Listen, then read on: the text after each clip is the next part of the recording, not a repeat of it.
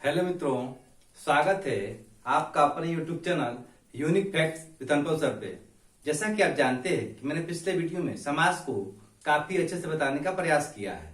आज मैं आपको समाज के अंतर्गत समाज के प्रश्न उत्तर को आपके बीच लेके आया हूं, जो कि आपकी प्रतियोगी परीक्षाओं के लिए काफी महत्वपूर्ण है। चलिए शुरुआत करते हैं, आज के प्रश्नों को देखते हैं। चलिए, पहला प्रश्न है तुलादान। प्रश्न पूछता है तुलादान का समास विग्रह क्या है, या पूछता है तुलादान कौन सा समास है। चलिए बताता हूं। तुलादान का समास विग्रह होता है तुला से बराबर करके दिया जाने वाला दान। तुलादान का समास विग्रह है तुला से। देखिए, तुला का दान नहीं होगा, तुला का दान करेंगे तो गलत हो जाएगा। इसका समास विग्रह होगा तुला से बराबर करके दिया जाने वाला दान। देखिए, इससे आ रहा है ना, संबंध को जोड़ रहा है ना। जहां पे संबंध को जोड़े वहां पे कर्ण तत्पुरुष, जहां पे संबंध अलग हो वहां पे क्या होता है, वहां पे होता है आपका, वहां पे देखिए पहला होता है कर्ण होता है, दूसरा होता है अपादान होता है। जहां पे संबंध अलग हो वहां पे अपादान तत्पुरुष होता है। परंतु यहाँ पे संबंध जुड़ रहा है ना तुला से बराबर, इसलिए कौन सा होगा, कौन सा तत्पुरुष होगा आपका, कर्ण तत्पुरुष होगा। पहला आप जान गए। तुलादान कौन सा समास है आपका, तत्पुरुष समास है। तत्पुरुष समास में कौन समास है आपका, कर्ण तत्पुरुष है। ठीक है आपका। चलिए, दूसरा है आमरण।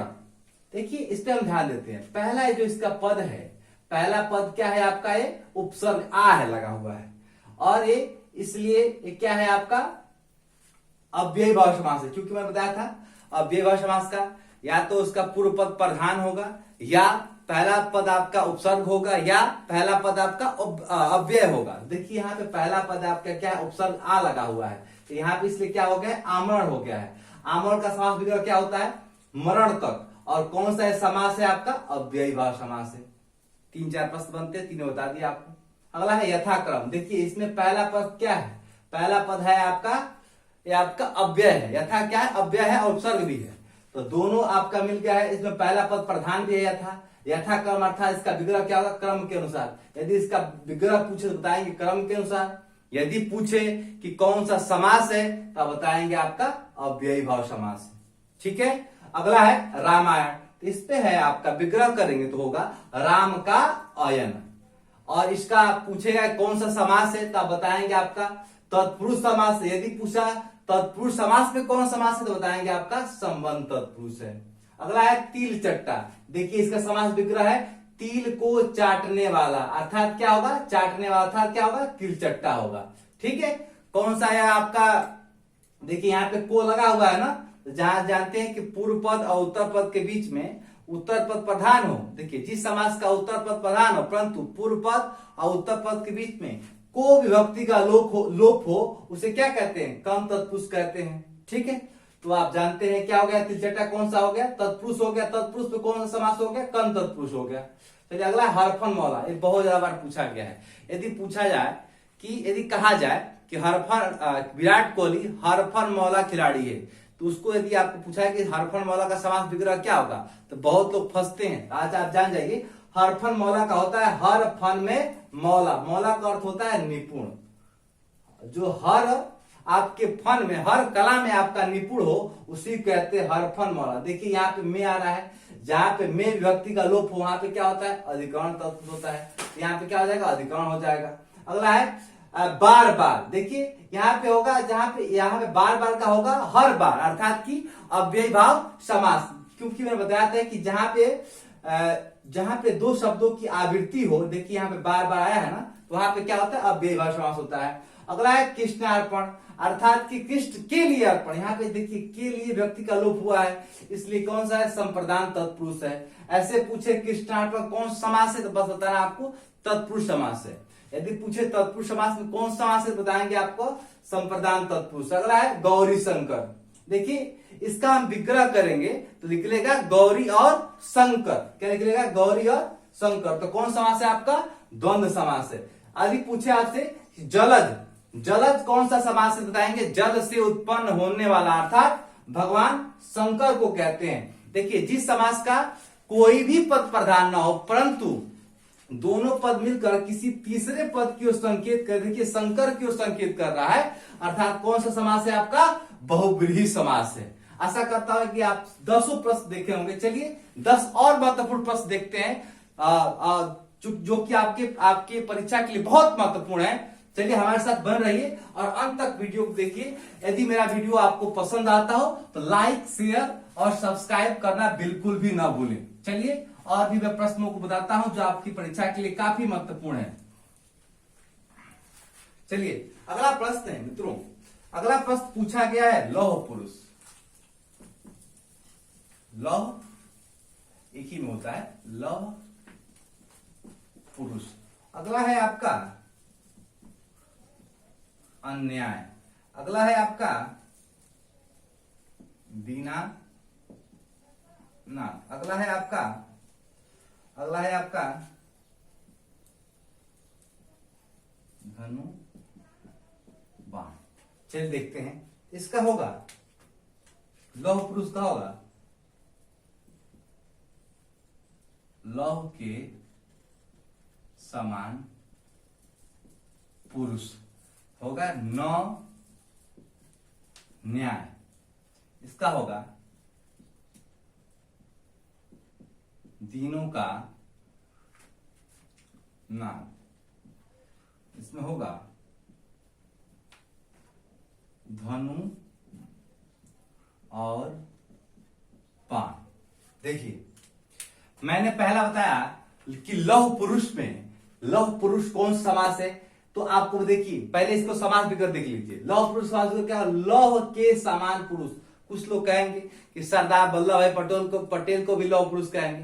देखिए उसके लिए आपका कंडीशन होगा, लेकिन बस यदि पूछे कि लौह पुरुष कौन सा समास है तो सीधा बताना है, क्योंकि यहाँ पे तुलना किया जा रहा है, विशेषण विशेष का संबंध है, इसलिए कौन सा होगा? कर्म धारय समास। सीधा सा जहां पे विशेषण विशेष का संबंध हो, वहां पे क्या होगा? कर्मधारय समास। चलिए यहां आप देखते हैं अन्याय मन नौ न्याय। यहाँ पे पहला पद नकारात्मक आ रहा है, अर्थात कौन समास होगा आपका? नय समास। जहां पे पहला पद नकारात्मक हो और उत्तर पद प्रधान हो, वहां पे क्या होगा? नय समास होगा। ठीक है, चलिए देखते हैं दीनानाथ। यहाँ बहुत महत्वपूर्ण शब्द है दीनानाथ। यहाँ पे यदि केवल दीनानाथ पूछे तो इसका विग्रह होगा दीनों का नाथ।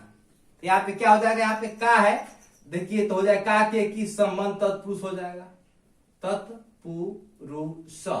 परंतु यही दीनानाथ किसी भगवान को संकेत करते हुए कहा जाए कि वो बहुत दीनानाथ इंसान है, तो फिर क्या हो जाएगा? दीनानाथ वहां पे बहुब्रीहि समास हो जाएगा, क्योंकि वहां पे किसी विशेष व्यक्ति के बारे में या किसी भगवान के बारे में कहा जा रहा है। तो फिर कहने का अर्थ है, यदि बस पूछे दीनानाथ कौन समास है तो आप सीधा बताएंगे आपका तत्पुरुष समास है, क्योंकि इसका विग्रह होता है दीनों का नाथ। ठीक है, यदि फिर पूछे धनुर्बाण कौन समास है तो बताएंगे धनु और बाण, अर्थात यहाँ पे और आ रहा है, इसलिए कौन समास होगा? आपका द्वंद्व समास होगा। आशा करता हूं आप समझ रहे होंगे। तो ये आपका 4 और प्रश्न है। बाकी और प्रश्नों को मैं आपको आपके सामने आपके समझ रखता हूं, देखिए समझिए और पढ़िए। हमेशा रटना नहीं, बिल्कुल समझना है। ठीक है, चलिए अगले प्रश्नों को हम देखते हैं।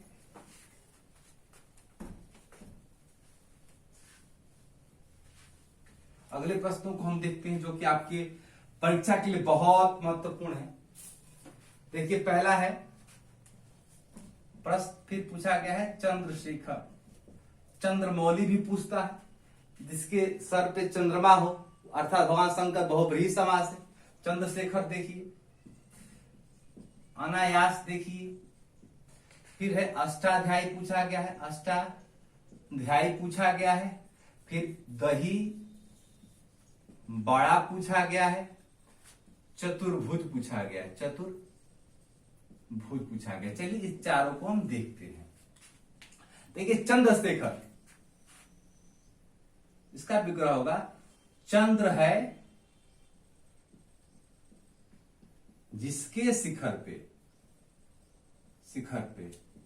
अर्थात भगवान शंकर। देखिए जिस समास का कोई भी पद प्रधान न हो, परंतु दोनों पद मिलकर किसी तीसरे पद की ओर, देखिए यहां पे शंकर की ओर संकेत कर रहे हैं, अर्थात कौन सा होगा आपका समास? बहुव्रीहि समास। बात समझ आ रहा है ना? कौन समास होगा? बहुव्रीहि समास। देखिए अनायास, न अयास। देखिए पहला पद नकारात्मक आ रहा है, इसका क्या होगा? नय समास। इसका देखिए अष्टाध्यायी, ये बहुत महत्वपूर्ण प्रश्न है, इस पे लोग गलती करते हैं। देखिए इसमें होगा 8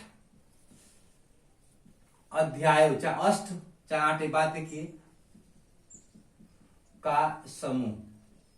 देखिए फर्स्ट प्रश्न पूछे कि अष्टाध्यायी कौन सा आपका समास है, तो आपका सीधा सा आंसर होगा कि आपके द्विगु समास है। परंतु आप प्रश्न यह आ जाए कि मैंने अष्टाध्यायी की पुस्तक पढ़ी, चाहे मैंने अष्टाध्यायी पुस्तक पढ़ी, मैंने अष्टाध्यायी पुस्तक पढ़ी, देखिए वहां पे किसी विशेष पुस्तक का बात हो रहा है, इसलिए यहाँ पे क्या होगा? बहुव्रीहि समास होगा। अगर ऐसे बात किया जाए तब क्या होगा? आपका सीधा सा आंसर है द्विगु समास होगा। परंतु किसी पुस्तक की बात की जाए, अष्टाध्यायी पुस्तक भी है जो पाणिनि ने लिखा है, आप जानते होंगे, तो क्या होगा उसका आंसर? उसका आंसर हो जाएगा बहुव्रीहि समास। परंतु ऐसे अष्टाध्यायी पूछे तो क्या होगा? आपका द्विगु समास। दही बड़ा देखिए होता है इसका विग्रह, दही में डूबा हुआ बड़ा। देखिए इसमें में विभक्ति का लोप हो रहा है, अर्थात कौन सा समास होगा? अधिकरण तत्पुरुष होगा। यदि ऑप्शन में अधिकरण तत्पुरुष न दे तो आपको करना है तत्पुरुष समास, सीधा सा बात है। वैसे कौन सा समास है यह? अधिकरण तत्पुरुष समास, ठीक है। चलिए अगला है चतुर्भुज समास। देखिए होता है 4 हैं भुजाएं जिसके, अर्थात विष्णु। अगर ऐसे पूछे कि चतुर्भुज कौन सा समास है, तो आपको बताना है, सीधा सा बताना है कि यह आपका विष्णु अर्थात बहुव्रीहि समास है, क्योंकि दोनों पद मिलकर किसी तीसरे पद को संकेत कर रहे हो। लेकिन यहां पे आपका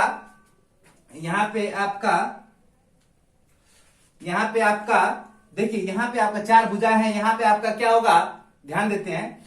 देखिए यहाँ पे यदि प्रश्न पूछ दे कि चलिए आप चतुर्भुज त्रिभुज बनाइए, तो वहां पे तो 4 भुजाएं होंगी ना, तो वहां पे द्विगु समास होगा। परंतु यदि हम कह दें कि मैं कल चतुर्भुज मंदिर गया था, तो वहां पे क्या हो जाएगा? वहां पे हो जाएगा बहुव्रीहि समास।